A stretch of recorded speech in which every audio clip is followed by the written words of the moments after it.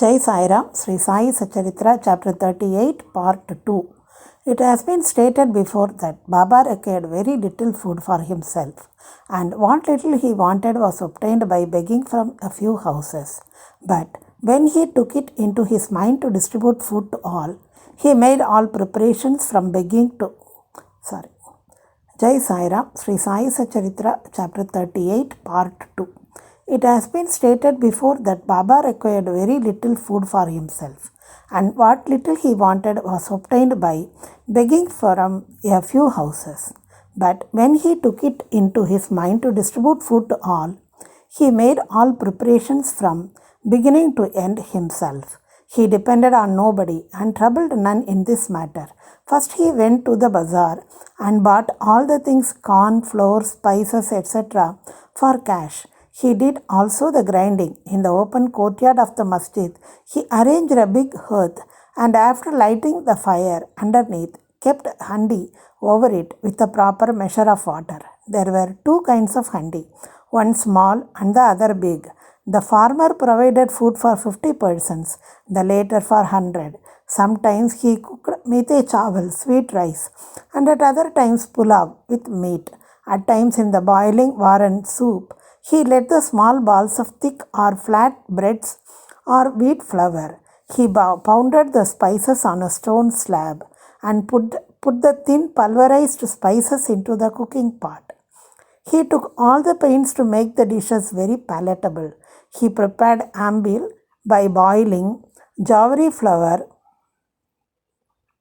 in water and mixing it with buttermilk. With the food, he distributed this ambil to all alike. To see whether the food was properly cooked or not, Baba rolled up the sleeve of his kafni and put his bare arm in the boiling cauldron without the least fear and churned, that is, moved the whole mass from side to side and up and down. There was no mark of burn in his arm, nor fear on his face.